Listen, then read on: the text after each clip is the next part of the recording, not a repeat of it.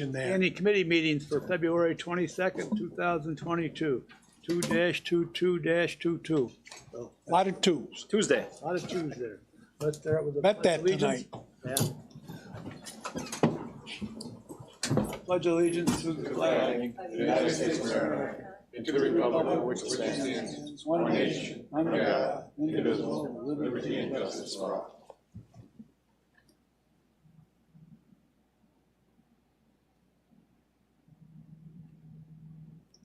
Okay, please be seated.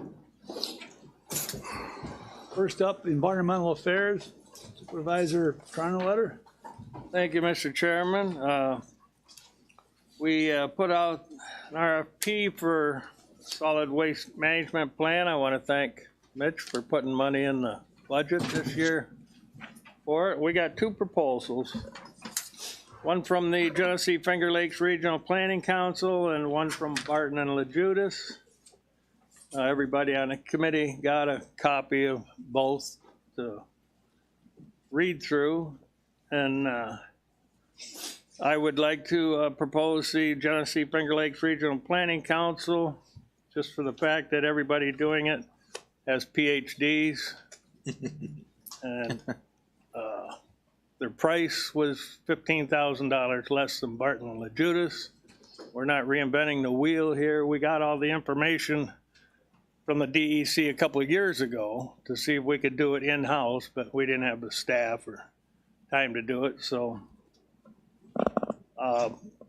Any discussion? I agree with you, Paul. I think that was the better of the two proposals, and think we should engage with the Regional Planning Council, see how we can work together. Yeah. I told you on the phone, I don't, I think Barton LaJudas has way more experience in the business, and they know that solid waste issues in this county better than any engineering firm. So I thought in the conversation you said most people were in agreement with that, and tonight we're at a different angle. I'm a little confused. I didn't say that. I said they obviously have more experience, but there's $15,000 difference here too. Yeah, I thought that there was one section, I mean, the bid was lower from the Regional Planning Council, but I agree with you, there's a lack of experience there. But there was one, it's not in front of me right now, there was one aspect of that proposal that was really, really well fleshed out, where they had actually come in over Barton and LaJudas' price. But there was one section that I can't recall that I thought was really well detailed that made more sense.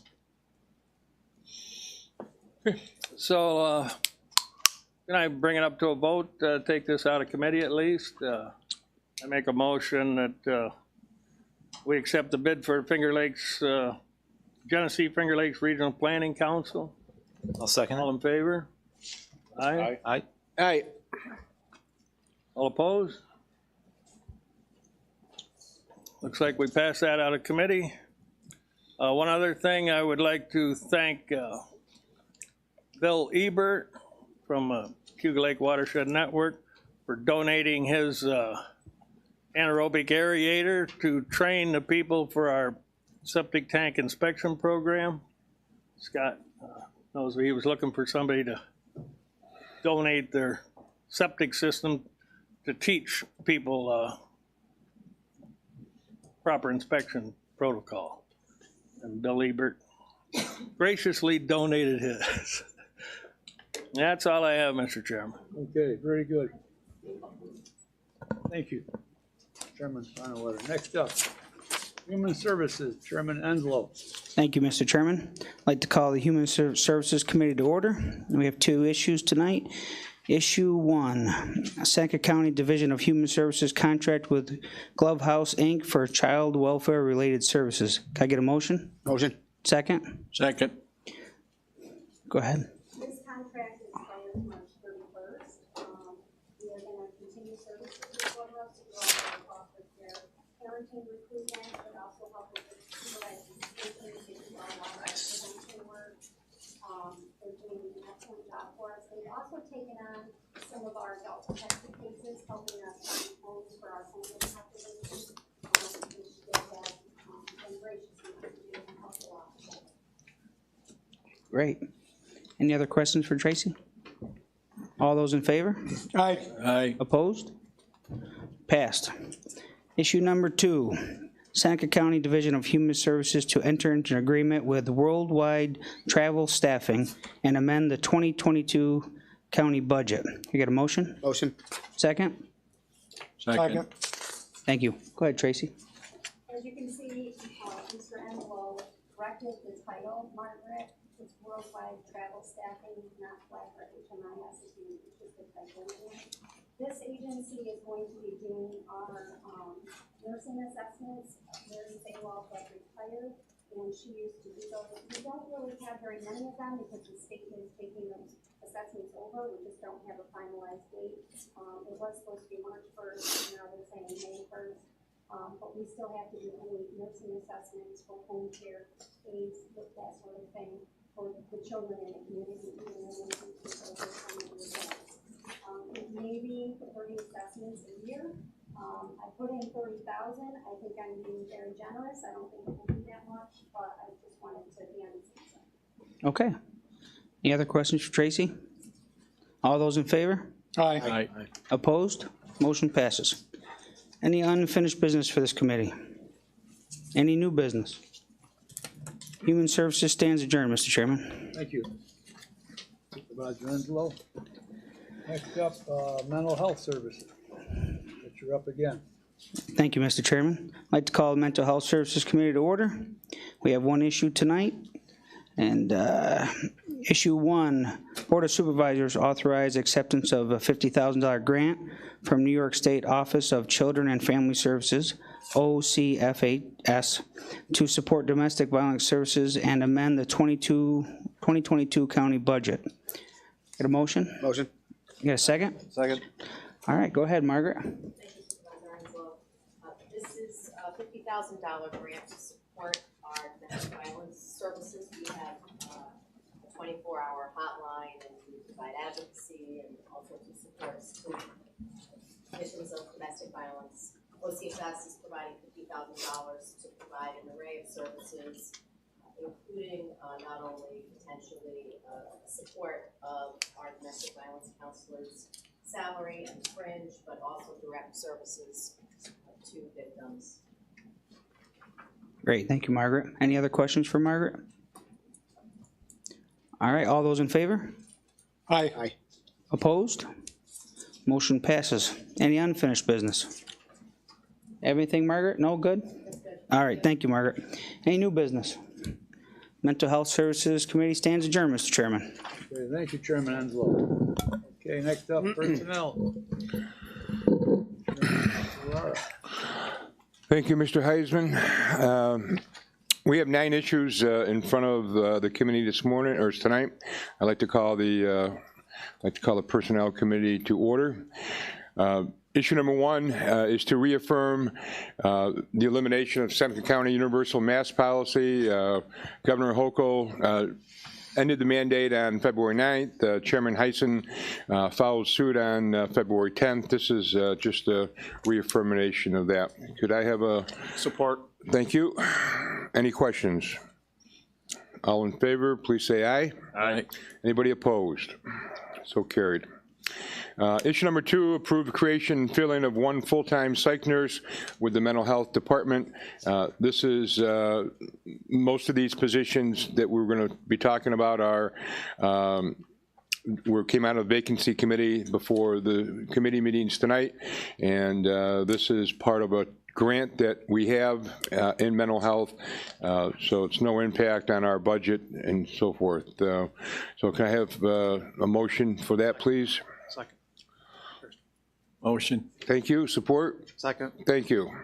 Any questions? All in favor, please say aye. Aye. Aye. Issue number 3, Board of Supervisors approves the reclassification of 1 full-time mental health clinical therapist. Have a motion and... So moved. Thank you. Support. Thank you. This is a reclassification. Any questions or issues here? All in favor, please say aye. Aye. Aye. Thank you.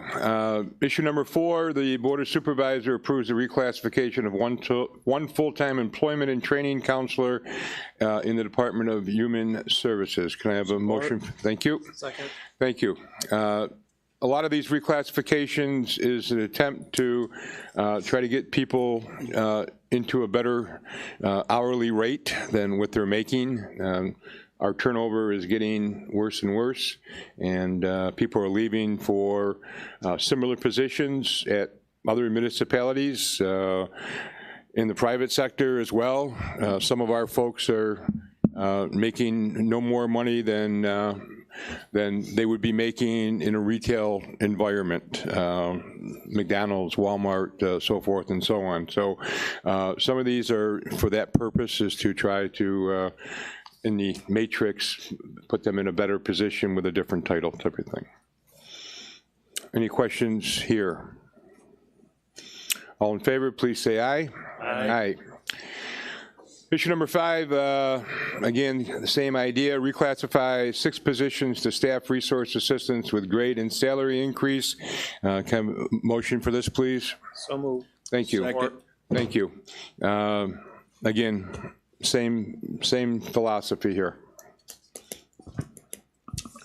Any questions on this one? All in favor, please say aye. Aye.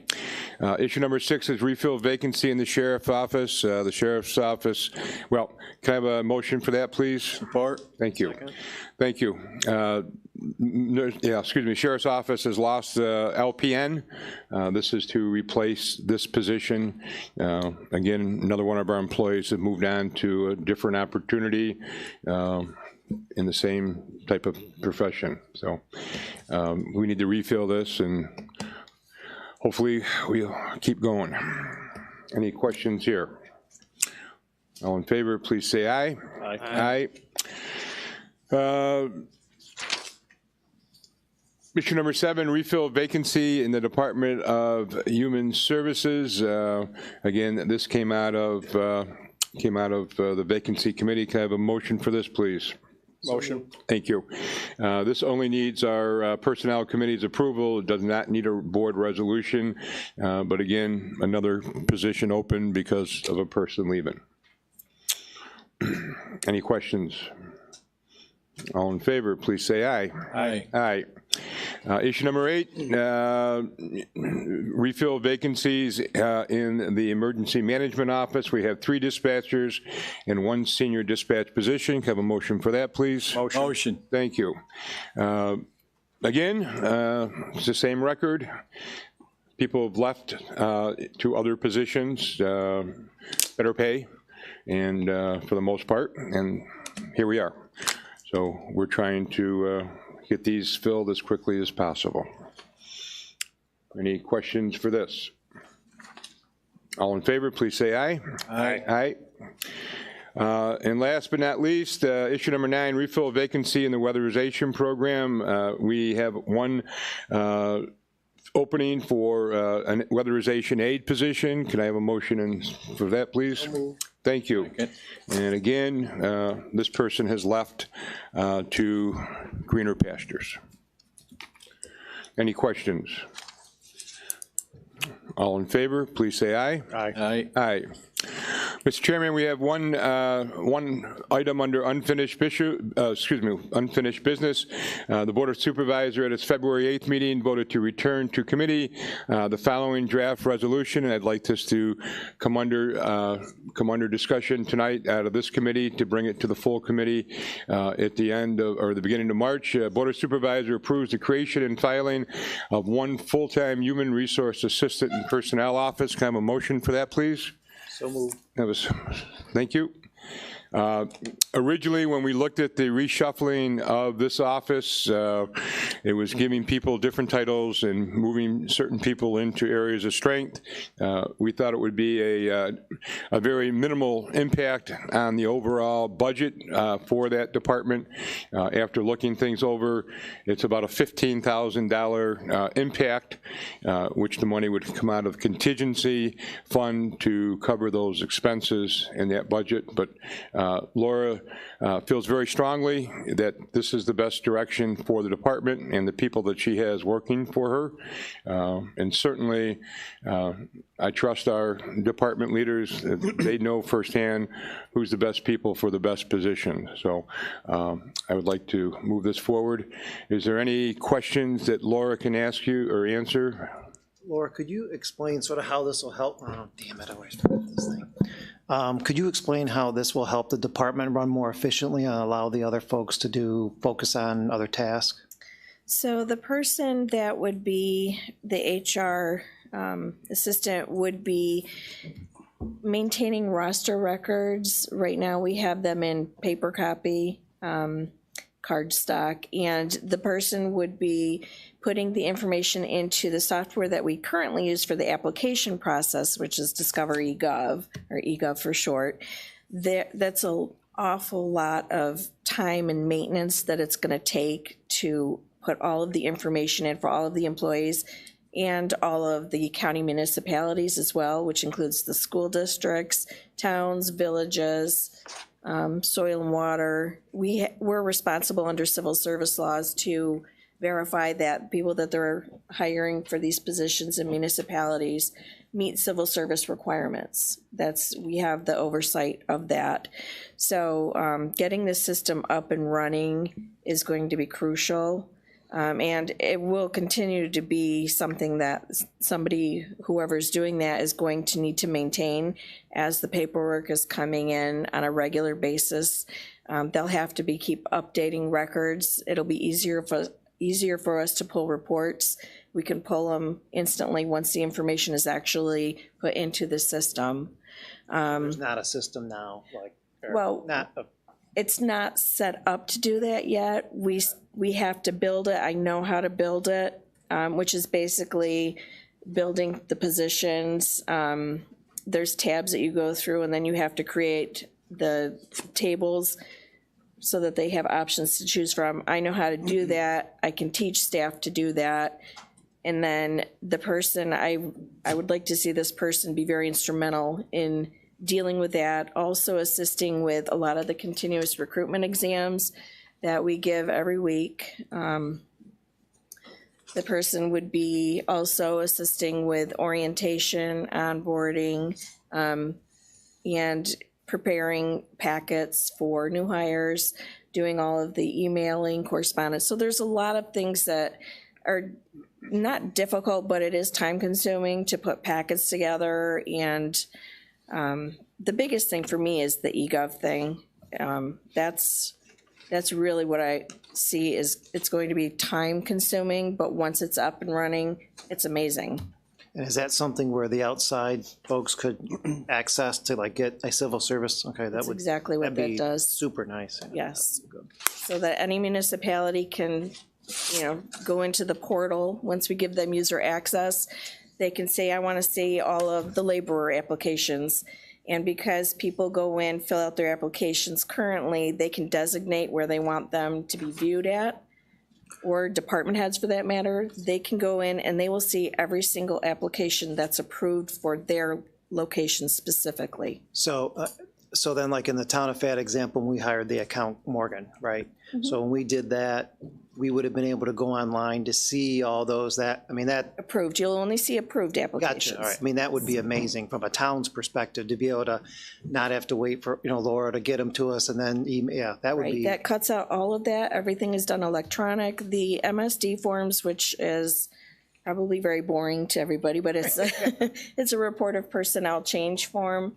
That actually is built into the system as well. So once you get access, you can type in the information, you hit accept, and it shoots it off. It comes to our office, and we can see daily as things are coming in, and whoever is assigned to municipalities, schools, towns, whatever, they can go in and process the paperwork. So it's kind of eliminating a lot of the paper shuffling that we're doing because everything's electronic. That's great.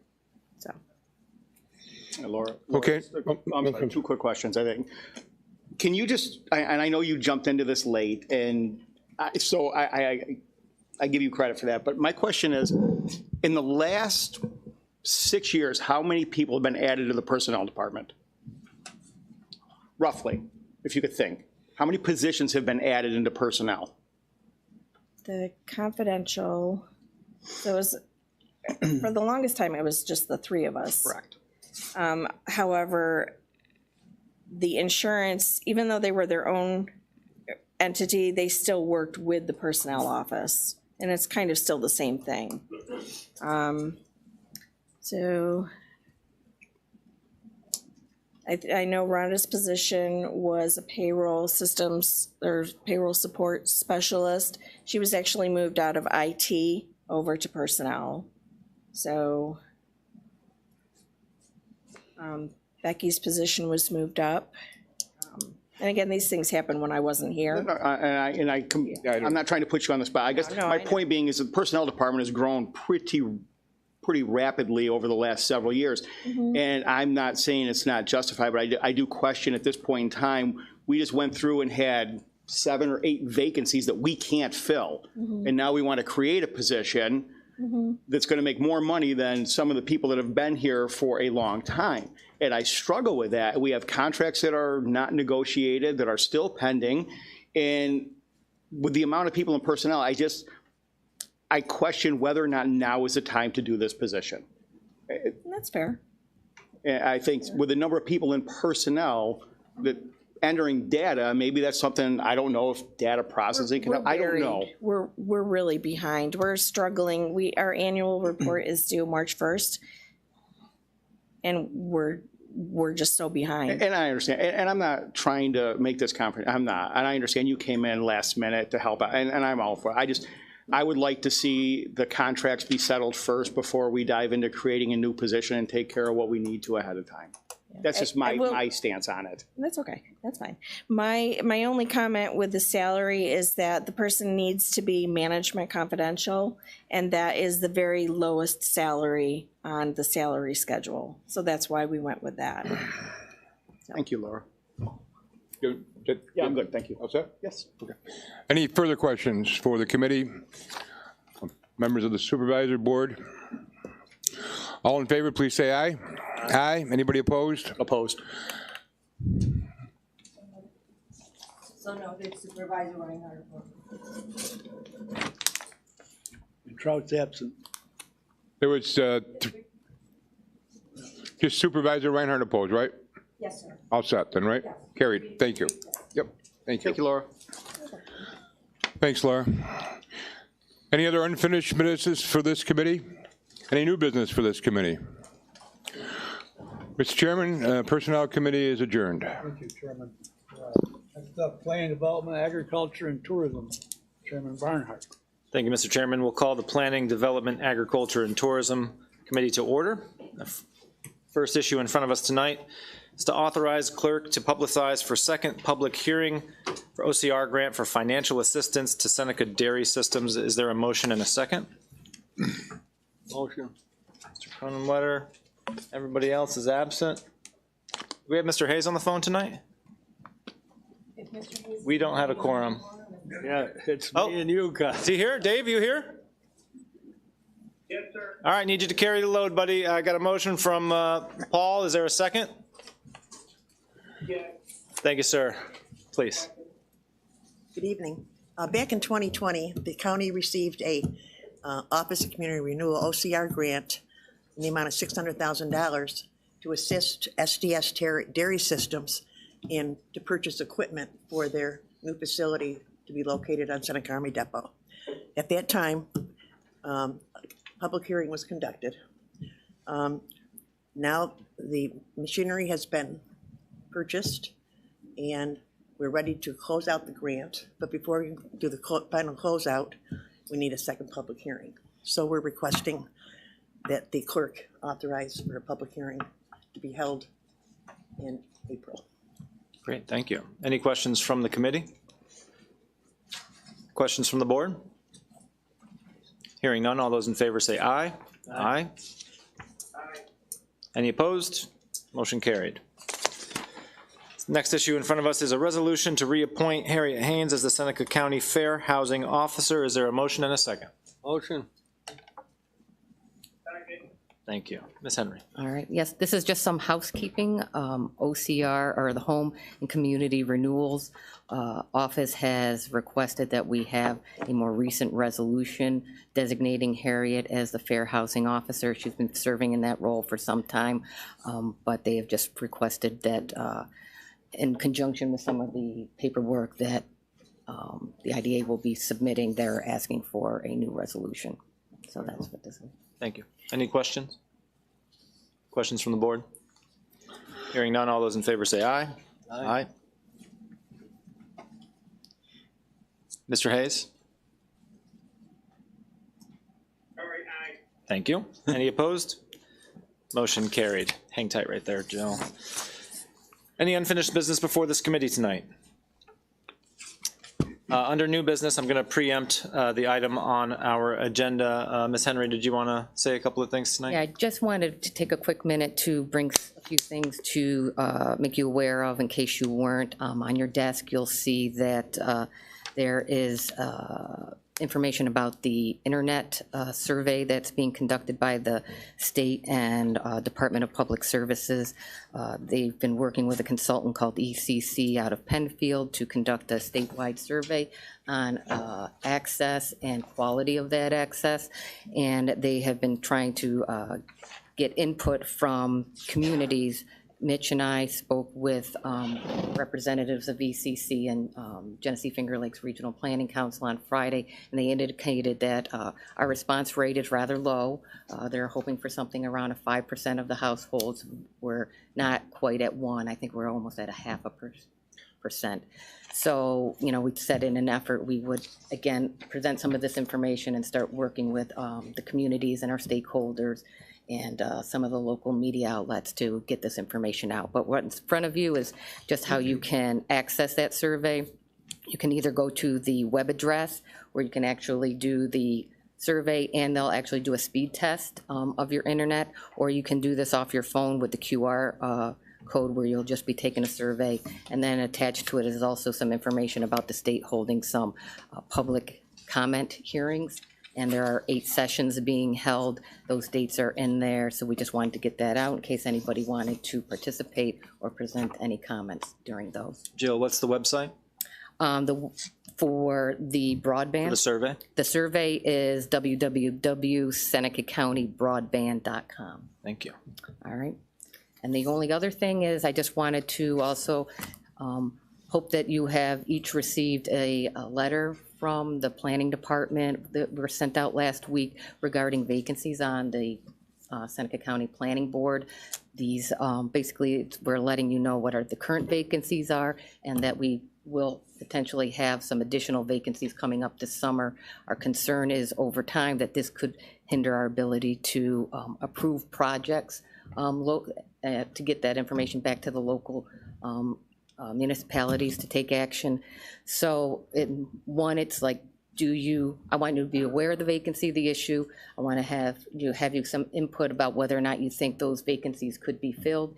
And if they can't, then let's have an honest discussion about that. You can provide us, contact the office or Harriet Haynes, and we can then start looking at some of the opportunities that might be out there to restructure the board so that we may not have this issue long-term. How many vacancies do we have? I think the understanding is that each town sends 1 representative. Yeah, right now it's a 15-member board and with 2 vacancies. And currently we have had 2 alternates, I'm sorry. 15 board members with 2 alternates. We've had 3 vacancies right now for over a year. And what happens this summer is that we're gonna have 3 other long-term members term out. So now we're going to have up to 6. So that'll put us down to 9, potentially 9 to 11 members coming to meetings. And there are times where members need to recuse themselves. If they are on their local board, they can't vote twice on an issue. So now they can't vote. So now we're actually not being able to take action on an item. So, you know, there's varying degrees of ways we can look at the local law. You know, one might just be eliminate term limits. Maybe we can get it done with just that. Right now, each town gets 1 member And then there's been some at-large positions where historically it's been Waterloo or Seneca Falls will have the additional at-large members. We could make that a little more formal by saying like, those at-large can be filled by any position. We could reduce the number of members on the board. I think there's 6 positions coming up in Yeah. June. Yeah, I know Lodi is one of them, so I'll definitely get you one before the Yeah, summer. so, I mean, it would be fantastic if we can get the vacancies filled, you know, by this summer, and that would be great. But if it looks like this is going to be an ongoing issue, it's probably just better as a whole to admit that fact and start addressing, looking at some of the options. So we're just hoping that in the next few weeks, we might be hearing back from you about the issue and where you stand. I forwarded Paul Cronenwetter's name to Harriet, so Okay. as a possible As a candidate. possible, there you go. Thank you, Jill. Worked together in the 80s. There you go. Well, terrific. I just wanted to bring that to your attention. Thank you, Jill. Could it be a town board member? I don't, we're gonna start digging deep into the weeds about those things. I don't know, actually. I thought it was one of the planning board members from the town should be appointed to the county planning board, but is there? It does not need to be from the town, but there are a number of situations where there's either a member from the town planning board or the town zoning board of appeals that is actually on the county planning board. So, Is that where the conflicts are coming in, though, you mentioned? If they vote on something in their town, they can't vote on it at the county level? it's only a conflict if have so many vacancies. There's been historically times where people just say, I can't vote, but we still have a quorum of members there, and it's been perfectly fine, but it's just becoming more of an issue with some of these vacancies that now we're relying on them, and if they can't vote, that becomes the issue. And then if somebody's sick at the, you know. Sick, and there's this, yes. So not to put you on, I guess going forward, what do you believe the best course is going to be? To change the numbers or to keep trying to get people on this board? That's a tough one. I mean, I do think that everybody, especially with COVID, there's been a real difficulty for people to find volunteers. And, you know, the volunteers that we currently have on the board are very committed. They're on their local boards, they're on our board. And so I would hate to lose those individuals, but then if we take the numbers down, there possibly could be issues of, you know, representation. How low do we, you know, go with 5, 7 members, 9 members, 11 members?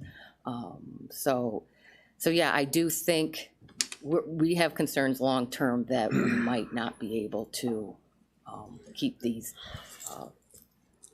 vacancies filled without some level of a change, and maybe that the first step could just be elimination of term limits, because those individuals who are currently terming out are interested in staying on if they could, but right now, as it's written, they cannot.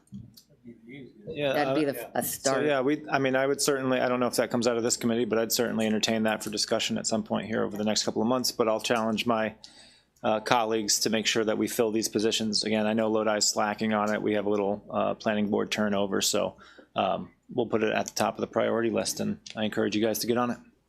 Thank you. Joe, just one more question, unrelated. Is that okay? Yeah, of course, go ahead. Plan unit developments, any other towns looking at that besides us? Those pods I mean, I think that you're aware of? right now, I mean, Tyre was looking at at one point, but I'm not sure right now. Yeah, the best, Harriet Haynes is right now is the best person to reach out for some of those discussions. All right, thank you. Yep. Planned unit developments. Are any other towns pursuing planned unit development? Sorry. It's all good. Thank you, Jill. Piece of new business tonight in front of this committee, the appointment for Board of Supervisor Representative Member of Seneca County Cornell Cooperative Extension for 1-year term. We have a resolution to appoint Jeff Trout to the Cornell Cooperative Extension Board. Is there a motion and a second? Motion. Motion from Mr. Cronenwetter. Mr. Hayes, you there? Yes. Give me a second, please. Thank you. Any discussion? Hearing none, all those in favor say aye. Aye. Any opposed? Motion carried. Any further new business before this committee tonight? Planning, Development, Agriculture, and Tourism Committee is adjourned. Thank you. Thank you. Barnhart. Next up, Public Health Services, Chairman Borst. Thank you, Mr. Chairman. I'd like to call the Public Health Services Committee to order. First issue, County Manager authorized and directed to sign a contract with the New York State Department of Health for the Lead Poisoning Prevention Program grant and amend the 2022 Public Health Department budget. Could I get a motion? A second? Second. All right, Scott, what can you tell us? Good evening. So the Health Department is required to investigate cases of elevated blood levels, or basically lead poisoning in children. There are two components to that investigation. One is a nursing side. Our nurses go out and meet with the family and discuss nutrition and hygiene. They also perform case management, make sure the children are being retested at the appropriate interval, depending on what the lead level was. And then there's an environmental health component, where a sanitarian from the environmental health side of the office goes out and actually performs an investigation. The regulation actually says anywhere the child spends 8 or more hours per week. Typically that's, the residence, maybe grandpa and grandma's residence, that type of thing, the apartment, and then to identify lead hazards. And then we work with the owner of the residence or the landlord to correct those lead hazards in hopes of getting the child's blood lead level going in the right direction. Okay. This, by the way, is an increase of a little over $10,000 over last year's grant. Okay. Any questions from the committee? Paul? Thank you. Is there still an issue with lead paint poisoning in Seneca County? Oh, yeah. There is, yeah. We have a lot of older housing stock. Lead paint was used. I mean, the heyday of lead paint was it was banned in '78, I think it was. But I mean, it was used a lot through the 30s, 40s, 50s, and of course, we have a lot of older houses in the county. Hard to believe they haven't been painted though, since. They have, but the problem, 78. you're absolutely right, they do get painted over, but the problem with paint when it chips is it doesn't just take that surface layer of latex, right? It takes multiple layers with it. And it's not just, people think of kids eating paint chips. That's not always the case. Oftentimes that paint gets ground off doorways, friction surfaces, or windows when they go up and down, they get weathered. And so that those lead chips also, they kind of get ground into dust if they fall on the floor and become part of the household dust. And, kids that age are very hand to mouth. They're playing on the floor a lot. So they'll get the lead through the lead dust, not just straight from a paint chip. And so that's also part of our environmental assessment of homes.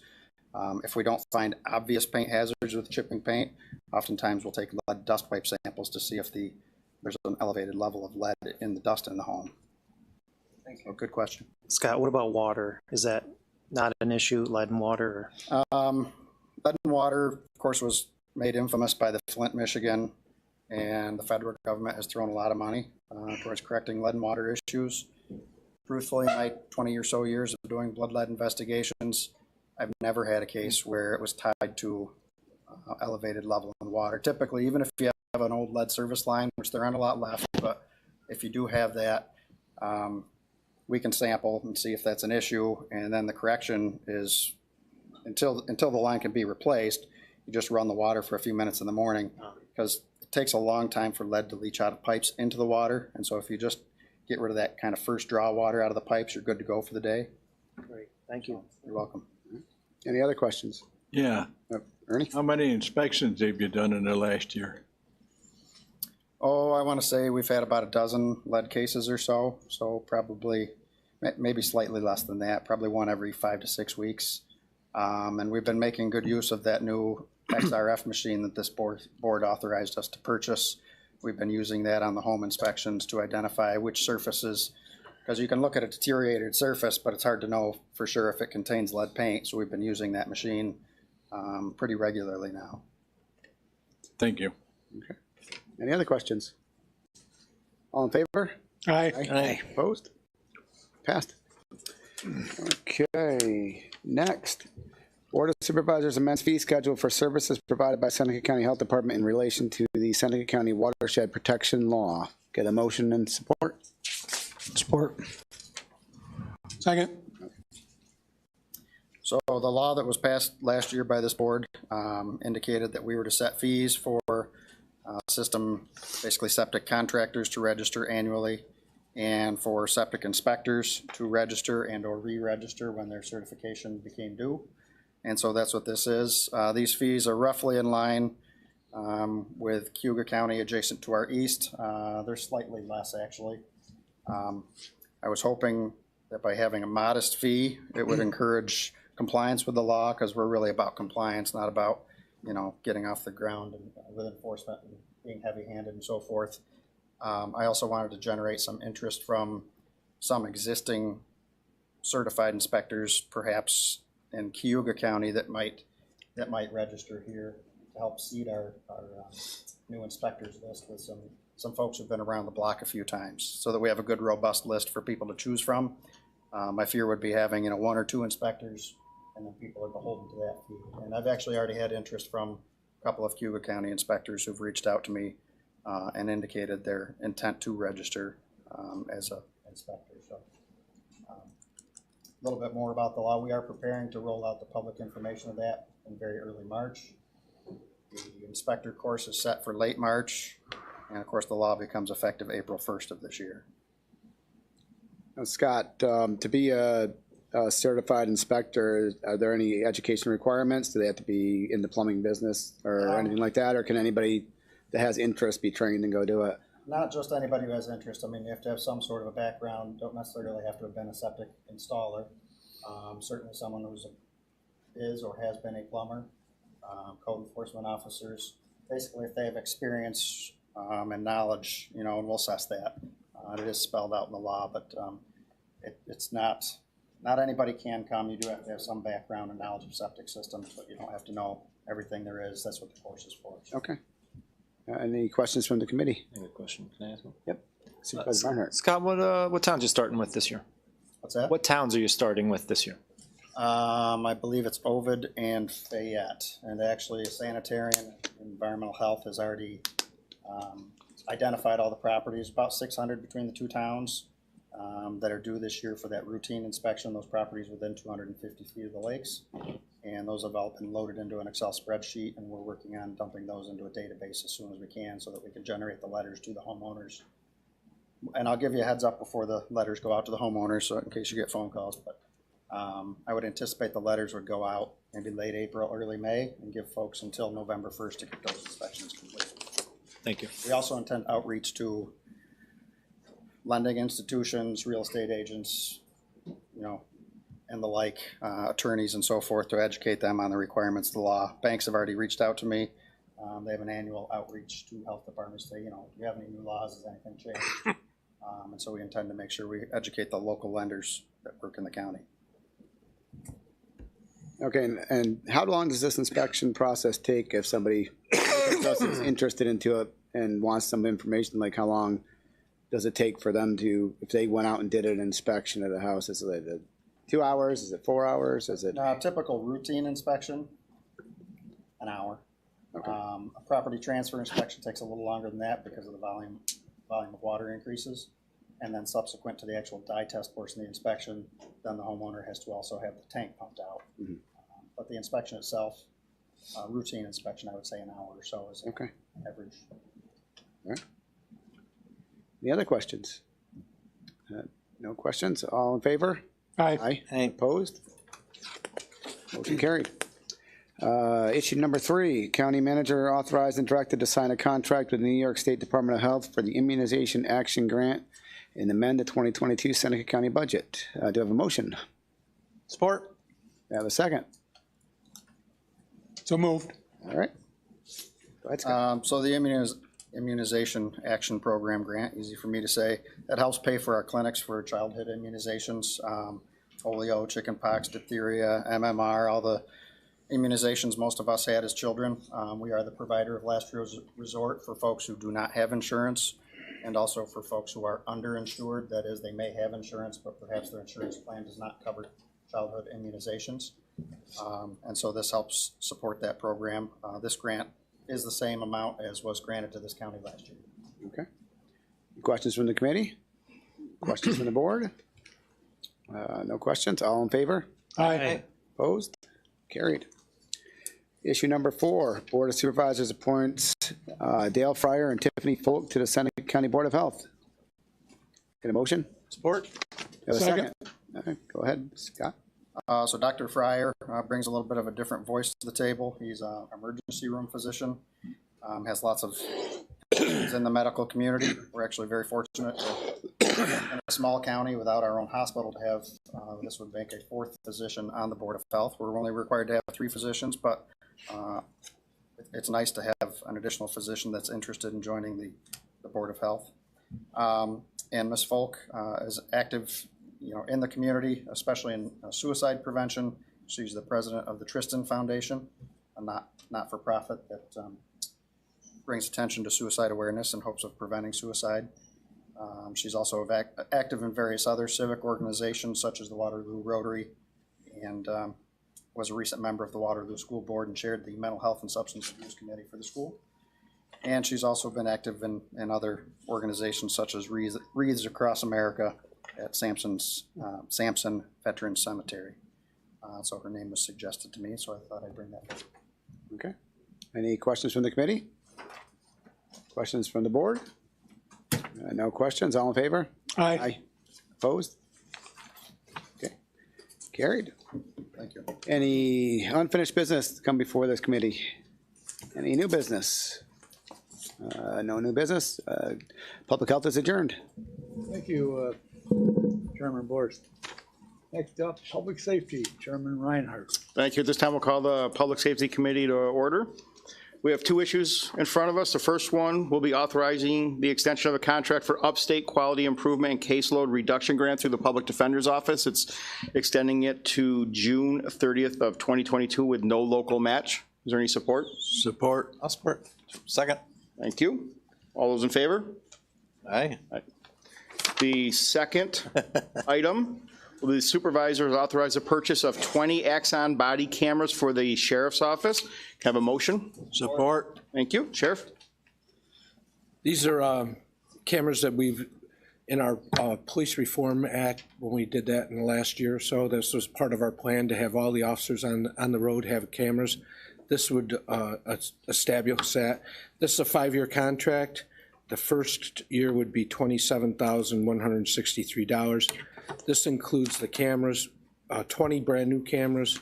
It includes the storage. It also includes I believe it's some kind of button, so if they pull their gun, the camera automatically turns on.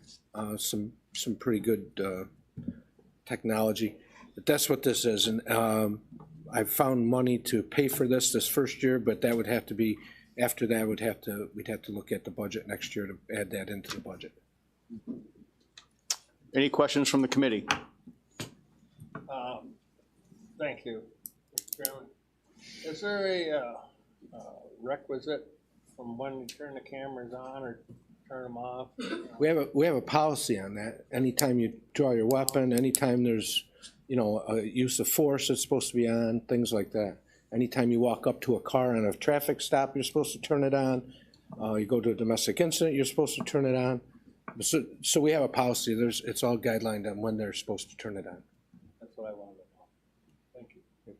Any other questions from the committee? Any questions from the board? Is this replacing cameras or? Our contract is ending April 1st, and we for the contracts or for the cameras that we have in place right now, that adds and replaces all of our cameras. Gotcha. Any other questions? With that, all those in favor? Aye. Thank you. Any unfinished business for public safety? Any new business to come before public safety? This time, public safety is adjourned, Mr. Chairman. Thank you, Supervisor Reinhardt. Next up, Government Operations, Chairman Jeff Trump. Thank you, Mr. Chairman. Call the Government Ops Committee to order. We have one issue tonight, and that is the reappointment of Election Commissioner Tiffany Folk to a 4-year term commencing January 1st, 2023. Motion. Any questions? Second. Go ahead. Whoever made, who made the motion? I thought you had making. I can't second it. I can second. Thank you. You're welcome. Any questions, comments? All those in favor? Aye. Aye. Any unfinished business? New business? The Government Ops Committee is adjourned. Thank you. Okay, thank you. Trout. Okay, next up is finance assessment insurance. Thank you, Chairman Heisen. I'm just reading the thing here, and acceptance of the proposal for the financial records, and we're, we've met, Bob Shipley and I met with Haley, and we kind of set up a date. We're going to interview March 1st. March 1st, yeah, March 1st. And I guess we got to wait and see on that one. I guess we got 2 candidates are going to come, correct? And we'll see where it happens, Correct. I guess.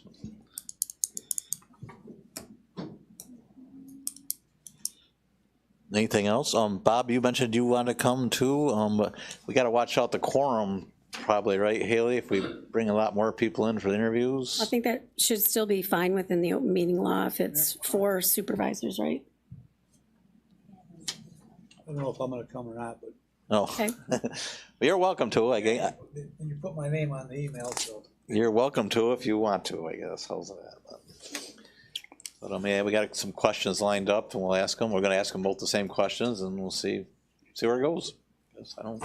Chairman Reynolds, this is what we sent back. Correct. Yeah. Thank you. Okay. Yes. That'll be these will be live interviews, right? Yes. I think we're going to broadcast. I think because Mike Mike will be online. But I mean, No, I'll be on Zoomed. I'll be right. It Yep. will be broadcast. Oh, broadcasting the. I don't know how that's going to work. You're gonna be live right here, right? Yeah, We'll be live here. Right. They're coming here in person, but Mike is going to be tied into a Zoom. Correct. I think Bob LaPrade is just going to set up an invite that Haley or Bob will send to me, and I'll just, I'll be on. It'll be audio probably. I don't know if you. No, we might be able to get video for Okay, you as don't well. go crazy. You don't have to go with the video if you don't want to, but it's, somebody's got to bring your laptop. I don't need to do that, you know. I can be audio if you want me to, whatever. Okay? Should be able to accommodate. Okay, thanks.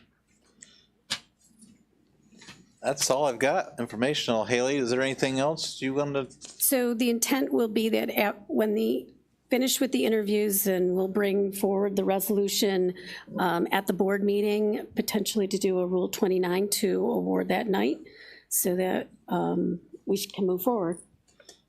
We'd like to get the audit going by April for sure. So Correct. it kind of paints us in a corner a little bit. But anyway, we'd like to move forward as quick as possible. I guess that's what we like to do. And sometimes things don't go my way, but anyway, that's the plan anyway right now. Any questions? Hearing none, I guess. Anything else, Haley? Or nope.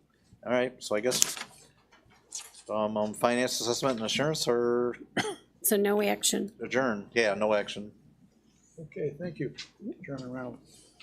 Next up, Indian Affairs, Chairman Shipley. Thank you, Chairman Heisen. Pretty much all the Indian Affairs issues tonight are for informational purposes. Issue 1 is a month ago I reported that Chairman Heisen reached out to the Senator Schumer's office and requested a meeting with the Bureau of Indian Affairs. Since then, Chairman Heisen received a response. They're asking us for additional information, an agenda, so on and so forth. And Chairman Heisen will have to get together first part of the month and determine those answers. Right. The second issue is a hot topic that just happened today regarding the Supreme Court ruling regarding an issue that was before them. And for that, I'll call on the county attorney to explain that. Dave? Thank you, Chairman Shipley. Some of the members from the prior year's board will recall last fall, our attorney, Brian Laudadio, was contacted by a firm in the state of Washington. They were bringing a case to the Supreme Court, and they wanted our help in an amicus brief addressing the issue of the land in fee ownership. In other words, the nation buys property versus the land in trust or the technical reservation concept. As you're aware, after our writ for certiorari was denied, Union Springs writ was denied, and this was another attempt to bring this before the Supreme Court. Unfortunately, the Supreme Court ruled denied the writ in this case from Washington State. And talking with Brian today, we basically, unless there's a significant change in the composition of the Supreme Court, and you can read that in a lot of different ways, absent a significant change, this issue is not going to be resolved at the Supreme Court. For a little quick background, this is when the Sherrill decision was first rendered, the Supreme Court said, you guys need to work out the difference between fee and land in trust, land in fee or ownership, or reservation status. And the case was settled, and the issue was never returned back to the circuit court. And since then, none of the circuit courts have chosen to address the issue other than Indian ownership is Indian ownership in historic native lands, and therefore they have sovereign rights, regardless of whether it's in land in trust or reservation status. So that is the current state of the law, and that's where we'll have to see until another situation arises that may want to bring that into question. Thank you, County Attorney Upman. That's all I have. If there's any new business, I'll entertain any motions. Well, Granny's Pot Shop on Pump House Road is doing well. The half-town operation was on the corner of Baird Street and 89, moved to 126 Baird Street. The old Andrews gas station, they closed the fruit stand down and moved uptown to the corner of Baird Street and Stevenson Street there. So that's in full operation now. You buy your pot, your gas, and your cigarettes. And your weed. That's what he said, pot. Don't forget your weed. That's why I said pot. Oh. Welcome to the neighborhood. Yeah, it's a difficult situation, so. Thank you, Paul. Just to, excuse me, Mr. Chairman, just to, I didn't want to elaborate, but I will. So it's a zoning, potential zoning situation. The town of Seneca Falls is doing the exact same thing it did when the Seneca-Cuyugan Nation of Oklahoma leased it out to a member of the member of the Cuyugan Nation, and so they were given a notice of violation because it's zoned R1. Then they asked for a delay, looking for local counsel, which we gave them a delay. They were about ready to appear in front of the Seneca Falls Zoning Board of Appeals, asking for a special use permit for the property. That didn't happen because the property was sold to Mr. Halftown and the Cuyugan Nation. So the same process is happening now with the new owners. They've received their first letter.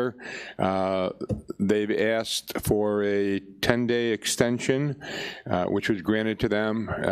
If they don't respond, they'll get a second notice of violation, and then either they'll have the opportunity to appear in front of the Zoning Board of Appeals to ask for a use variance, based on the fact that the property has always been used for some type of gas store, et cetera, historically, or they'll get a court appearance, which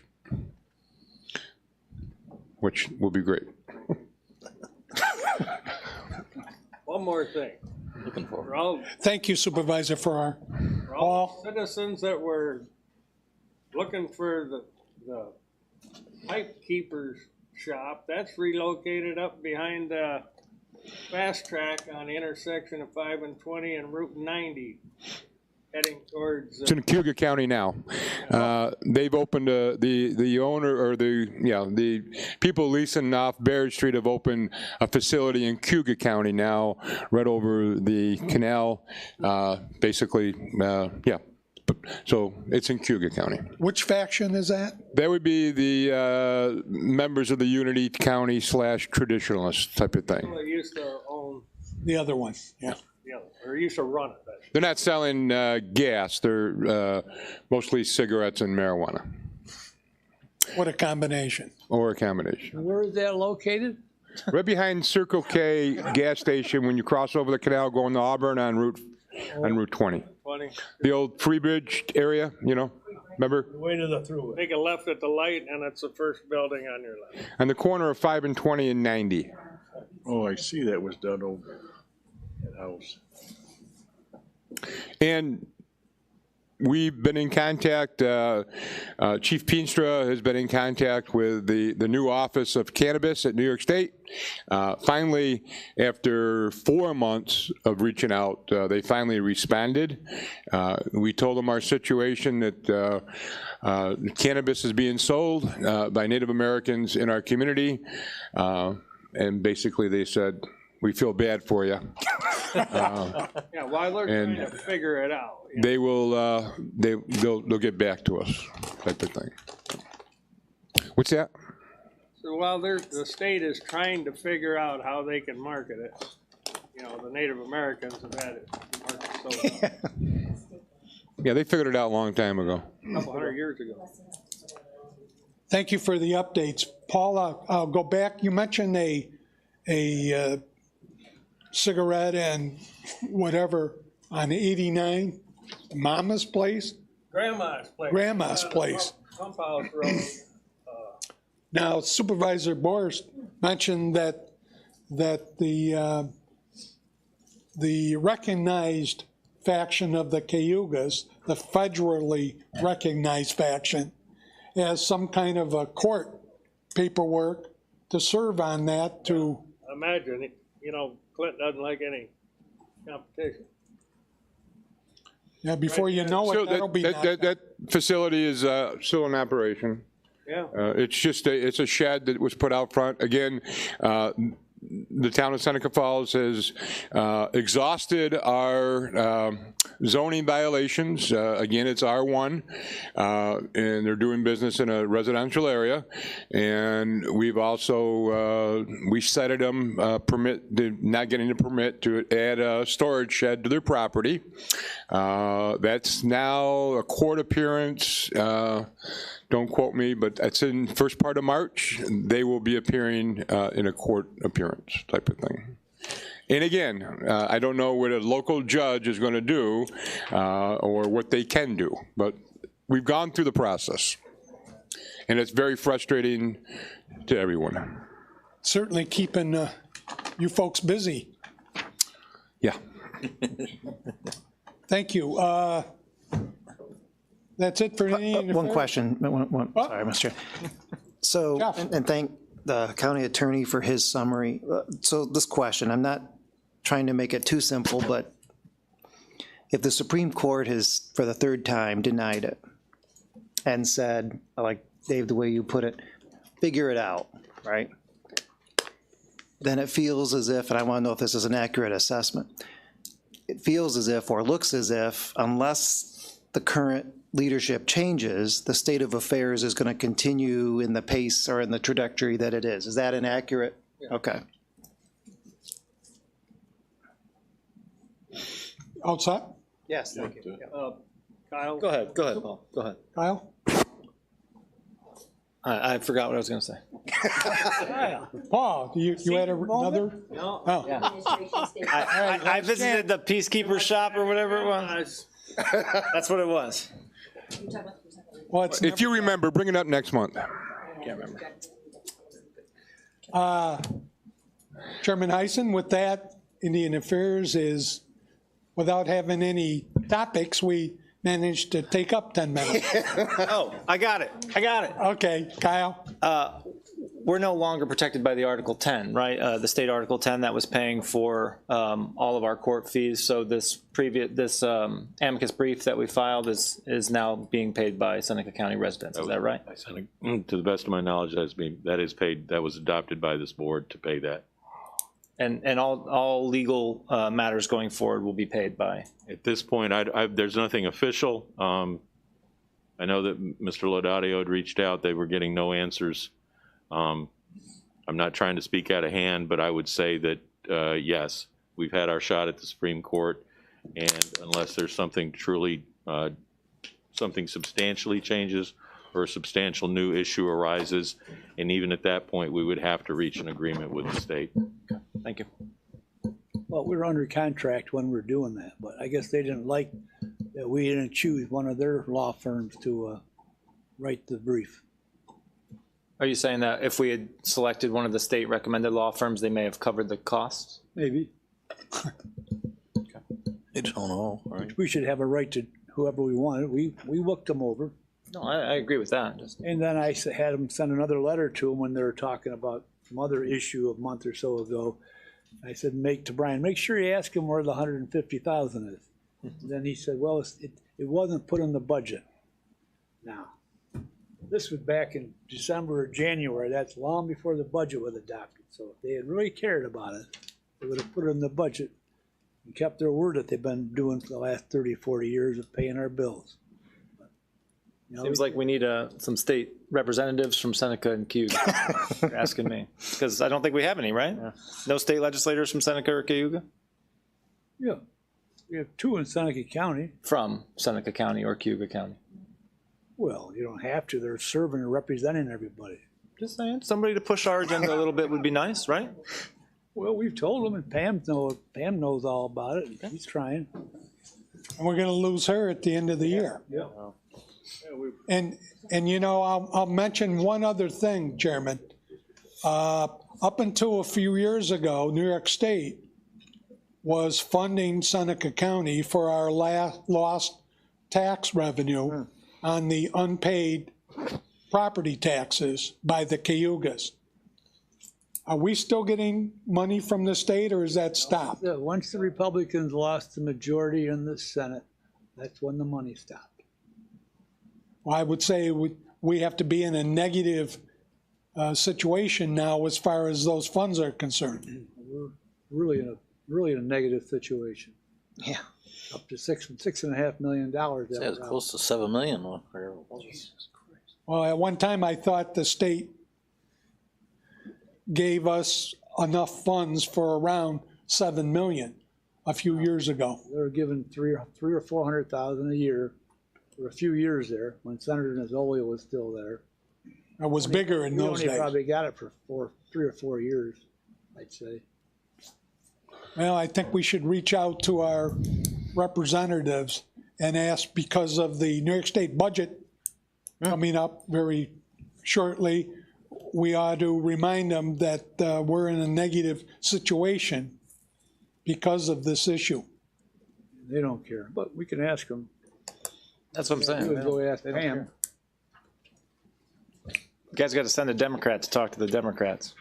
All right. Well, you'll be a special. Somebody want to volunteer? All right. moved. All right. There you go. We'll give you mileage. You go down. I'll take it. Thank you, Chairman Heisen. Bob or Bob, is this, If you're successful, we'll give you the mileage on the way back, too. Bob, the BIA video meeting, is that going to happen? We're just waiting for a date, or? Yeah, we're going to be sometime in March. All right. That'll be our committee? Okay, Yeah. gotcha. Okay, thank you. Chairman Shipley. It was extra. Next up, Public Works, Vice Chairman Cronawetter, you'll take over for Don Trout, Chairman Trout. All right, thank you, Mr. Chairman. Issue number 1 is supervisors authorize and direct the creation of sewer district for users along the New York State Route 414 corridor. You want to speak on this? Ask for David's assistance along the way. I don't know if you want to have it moved and seconded first, or if you want to wait. So move. Second. All right. There we go. With the county's recent acceptance of the existing sewer line along 414, going back to the development of Petro back in the day, David and I are recommending that the county move forward with the creation of a district now that it's in county ownership. There'd been some debate a year or two ago about whether sewer District 3 out on 318 should be expanded or whether it should be sewer District number 4. I believe the direction I understand we're heading would be that we would create sewer District number 4. There's some work to be done with the town of Tyre on some town district work that was done a long time ago, and how 318 and 414 will work together as we continue our partnership with Seneca Falls. Not clear to me right now exactly how much a development of a map and plan might be. David and I have talked about some different firms that have done some work out there. The draft resolution would be to authorize an amount not to exceed $20,000. I certainly would hope it would be less than that. That is an amount that can be done at the staff level. And Dave, I don't know if there's anything you'd like to add to that. Just, it was part of the process of also looking at if we had to extend across the throughway to access the Wilkins development or the proposed Wilkins development. That was included. That was the fundamentally the point. And then the reason for a separate district is that the 414 line has its own issues and expenses, and that 318 operates as you know, they have their own, and so it wouldn't necessarily be advantageous to have them combined. It would almost be like the same situation we had at the depot with two distinct units combined into trying to make something work that just doesn't work very well. So it would clean it up. It would be much cleaner in terms of operating expenses, billing, et cetera. I guess this resolution would be to authorize an amount not to exceed $20,000 to provide for the formation of this district. Correct. Do I have a motion and a second? All in favor? Aye. Aye. Aye. All opposed? Sounds like the motion's passed. Thank you. Item number 2 is Supervisor Support Funding Award from United States Department of Agriculture for floor damage restoration on County Road 150. So moved. Second. Thank you.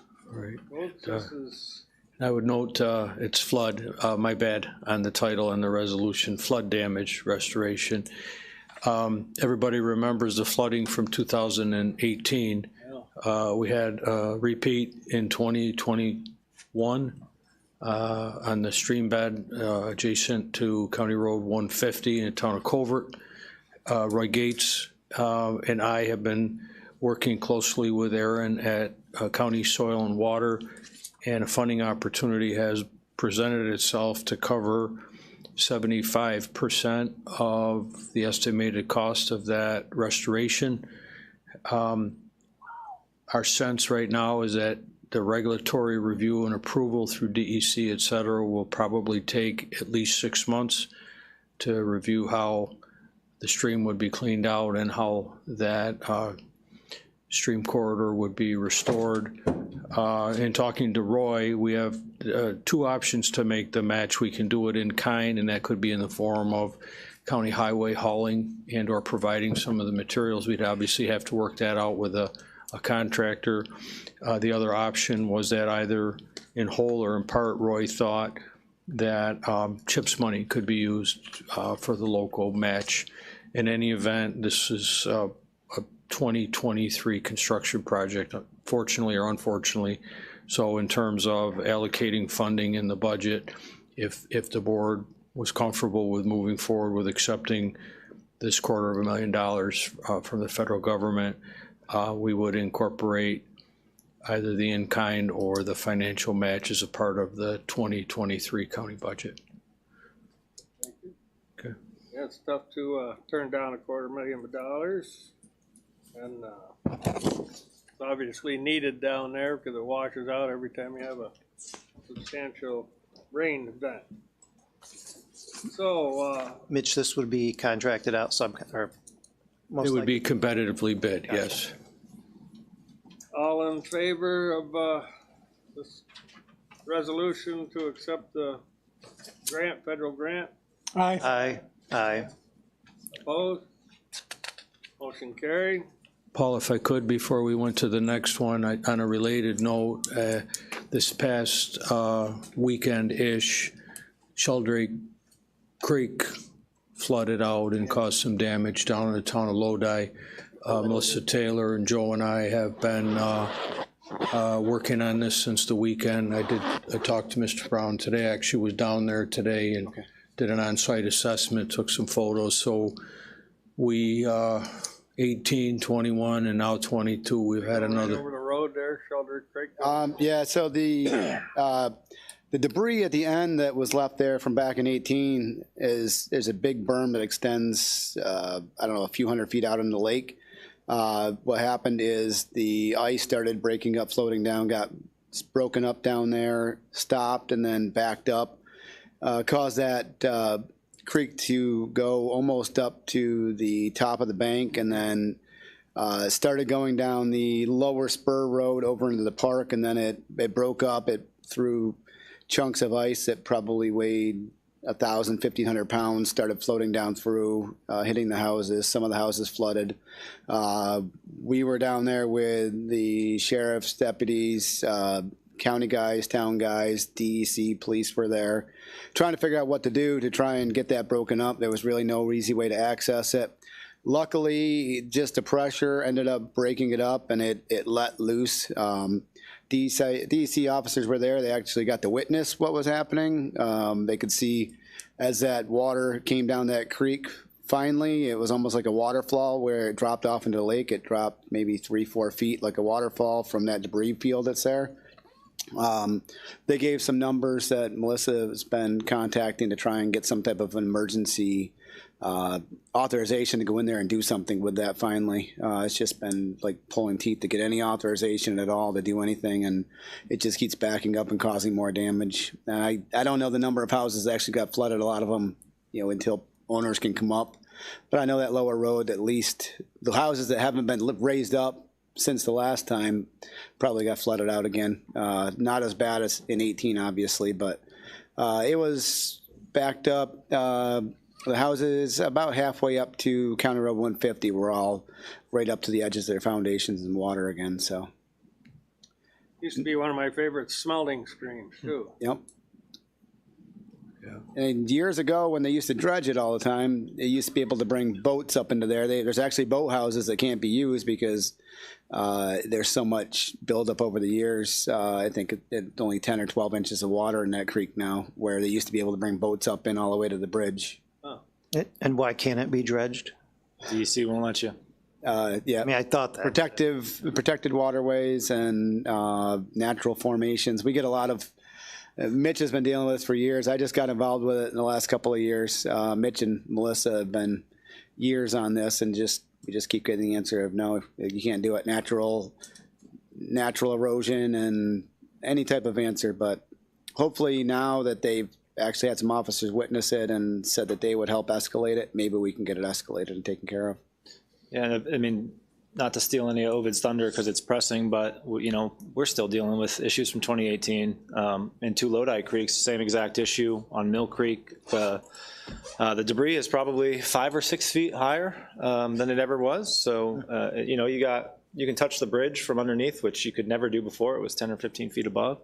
And then down on Blackwell Creek, we've got all sorts of upstream issues from the erosion and everything in 2018. Folks are getting flooded out with 1 inch or 2 of rain. I mean, it's all the time for us. And we just met with the entire DEC, fisheries, Army Corps contingent, and they sort of said the same thing that folks at OCR, whoever said to you was, yeah, we feel bad for you. Come up with $1 million and a plan and you can do something, but until then you can't touch it. So we have issues all over the place.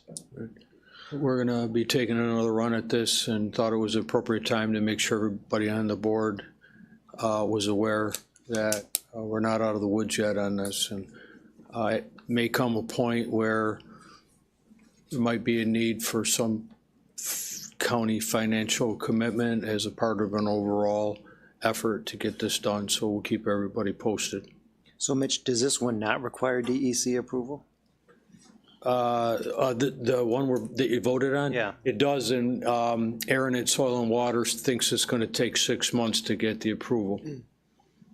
And real quick, back to Sheldrake Point, Melissa's been talking to them, and that given the emergency condition, that approval may be swifter than the 6 months we're looking at on County Road 150.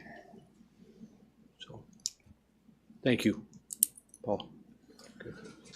Any other questions of Public Works? Mitch, back up to issue 1. Are we going to wait until the district is formed before we start imposing the user fees, or what are we doing there? I believe we have Board of Supervisors passed resolution to allow that to move forward now. So if you want to set something up with Sarah and Joe, I'll come over and whatever I come back with, I'll check with David and make sure we're good. But I'm certain we have a board resolution to allow that to go forward. Okay. Yeah.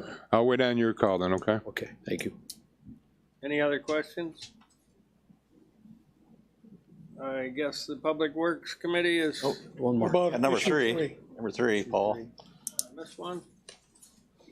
I don't have a number 3. Yeah, I didn't see number 3. Sampson. Go back.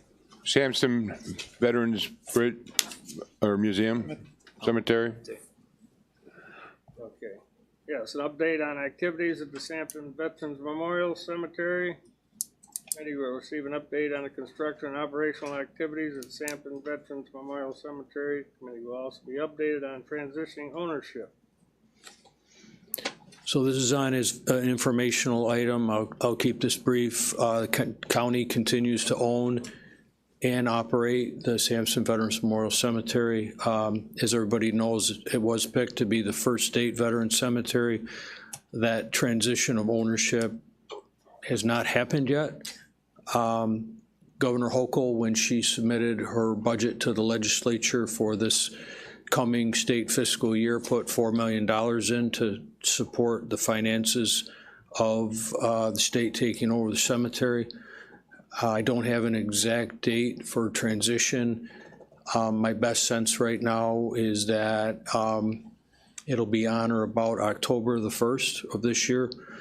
The other thing you may recall, that one of the grants that we have secured, it took a little time, and I thank Jill and Haley for all their work on this. It was a $900,000 grant to allow for the demolition of the former steam plant incinerator building to allow for redevelopment for above-ground columbarium niches and some other reflecting space, which is one of the things that the federal VA requires for a state cemetery. So the demo was completed in late fall. The redevelopment of the space in that immediate vicinity will be ready ideally in the next week or so for the next round of bid to go out. The board resolution has authorized bidding for all the phases. Of course, a bid award would come back to the board. This is all being fully funded by the $900,000 grant. No county funds are required to match, and made it clear to the architects and the engineers as they continue to develop the design and bid documents that we bid it in such a way that the county will not be in a position to have to look to put up county money. There'll be a base bid and maybe a couple of alternates, and if the bids come in, we may be able to do a little more with some bidding some alternates, but the base bid, we're very confident will keep us within that $900,000 that the county was awarded. The demo contract was a little over $2,000.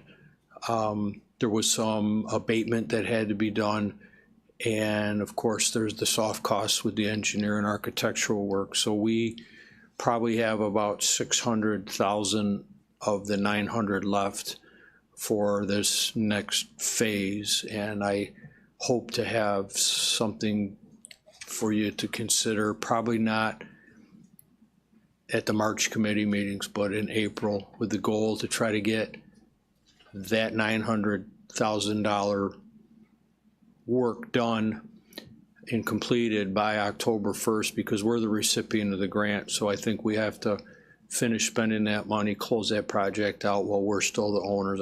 It's a state grant. I don't know that we could turn it over to the state while there was state money coming our way still. So making every effort to try to get that the timing all to come together. So we hadn't talked about Sampson a little bit, so I just thought it'd be good to provide you an update and see if anybody had any questions.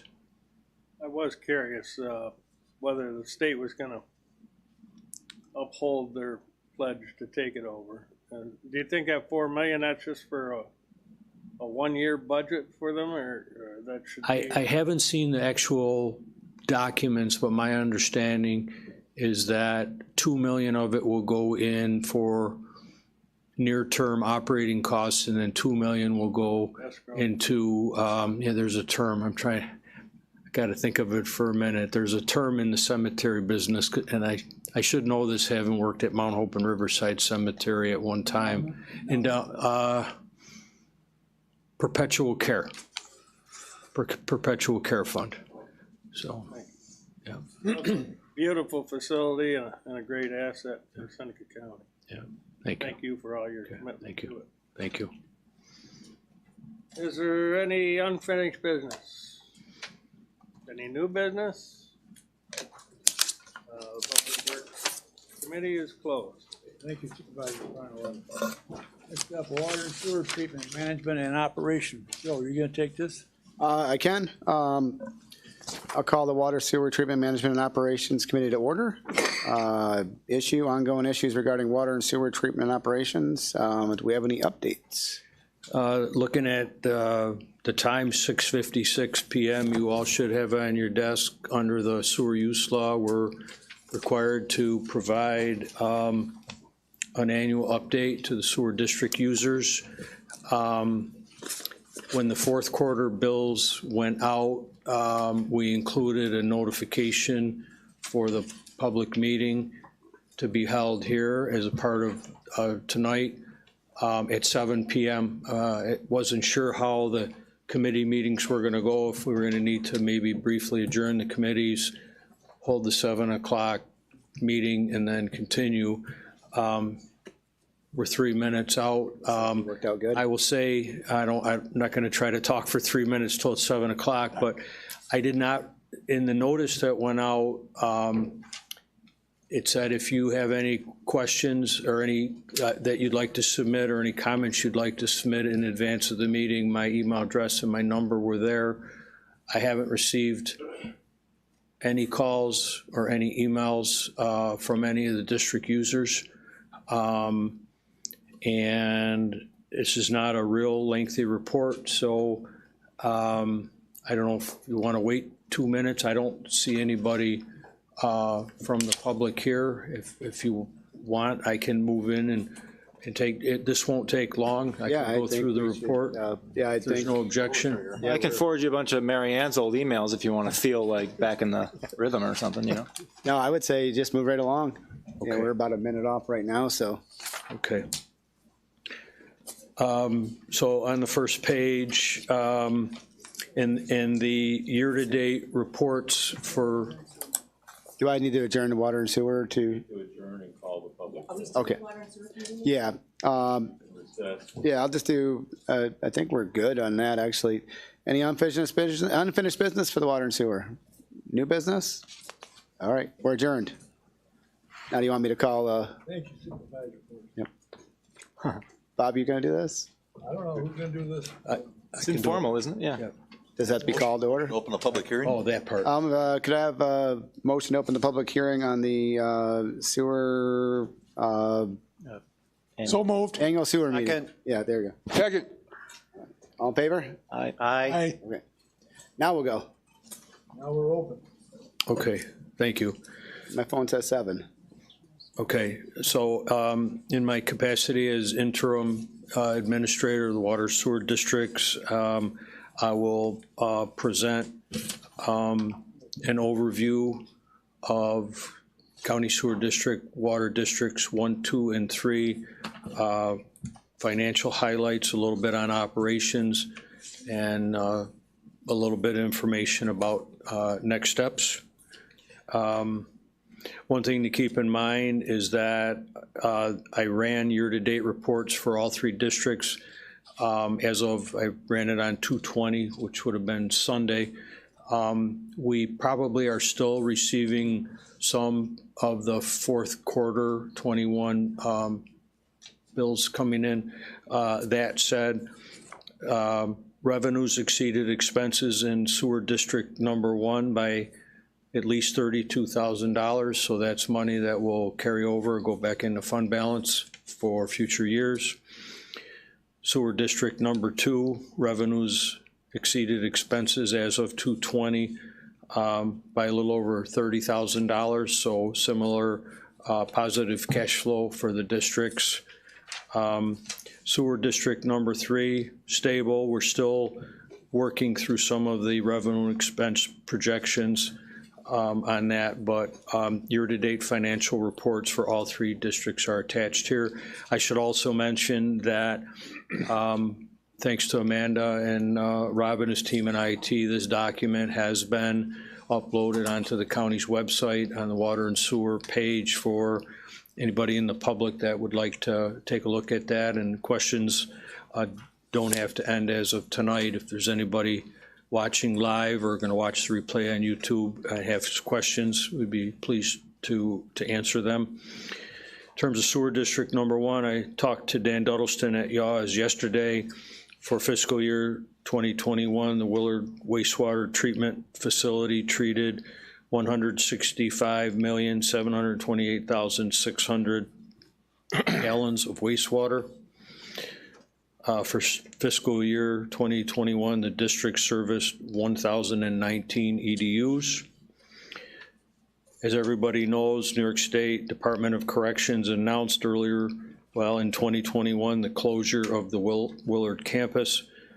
There are several unanswered questions related to that. No need to belabor that for the purposes of this presentation, but clearly we need more information about where the state will be at as we move into the future. Also attached for each of the districts are balance sheets. The total assets at year end, $1,186,000, and assets exceed liabilities by $446,335. Sewer plant upgrades, the grants that you authorized along with the seeker and everything, we have not heard on those grants. I'm hearing from different engineering firm sources that the end of this month, which is only 6 days away, is the expected timeline for announcement on that. Also, the I&I studies that Hunt was authorized to do are nearing completion. The only part that's really been left open is the underground camera shooting. And there, between COVID and other things, there was more of a demand than a supply for those underground camera services. So Hunt was able to get somebody lined up. We did get an okay for an extension from EFC to get that finished up. Moving to sewer 2, 5 Points facility treated 115,705,000 gallons of water. A reminder that through last year, the Hillside wastewater treatment facility was decommissioned.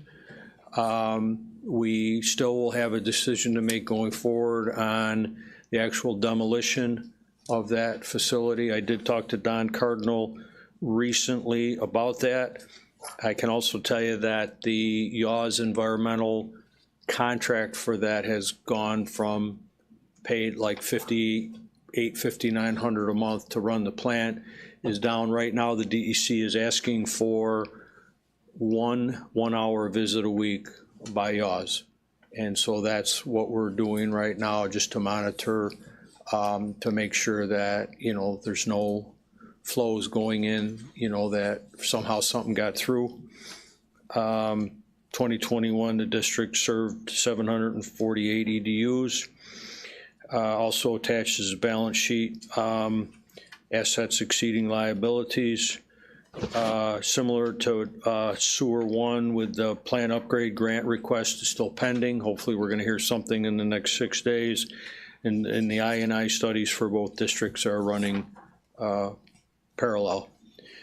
In terms of sewer district number 3, 318 sewer wastewater continues to be treated by Town of Seneca Falls. Thank you again, Mike, for that. You guys have been doing a great job for us. Currently serving Anista, Waterloo Outlets, Martin's Auctions, and Houghton residents. Balance sheet is attached with assets and liabilities. One thing I did want to mention that occurred in 2021 is there was an automobile accident that hit one of the pump station structures. I believe it's number 4. It's currently got some boards on it. The insurance company for the driver is covering that, and as we come out of the winter, I've talked a couple times to Mr. Tulo, and we will work to, it's functioning and everything, it's more of kind of the structure that's encompassed needs to be rebuilt a little bit. So we have that on the radar to be done as we come out of winter, hopefully sooner rather than later. And again, through the packet, our year-to-date budget, 2021 year-to-date budget reports for each of the districts and balance sheet, summary balance sheet documents, all provided out of our Munis financial software. So I can leave it at that. I'd be glad to answer any questions anybody might have. And again, for anybody watching at home, if you have questions or comments or something didn't seem right to you, please give me a call or shoot me an email at the information that was provided with the meeting notice. I make a motion, we close the public hearing. I'll second that. Discussion? All in favor? Aye. Aye. I keep hearing Mary Ann's voice. voice. Oh, did you want me to talk? Is that it? Mr. Chairman, I have a motion to enter an executive session. Yeah. I move to enter an executive session pursuant to Section 105(1)(e) of the New York State Open Meetings Law and invite all members of the Board of Supervisors, the Personnel Officer, the County Manager, and the Commissioner of Human Services to attend. Can I have a second for that, please? Second that. Thank you. All in favor? Aye. Anybody opposed? Thank you. We're now in executive session, almost.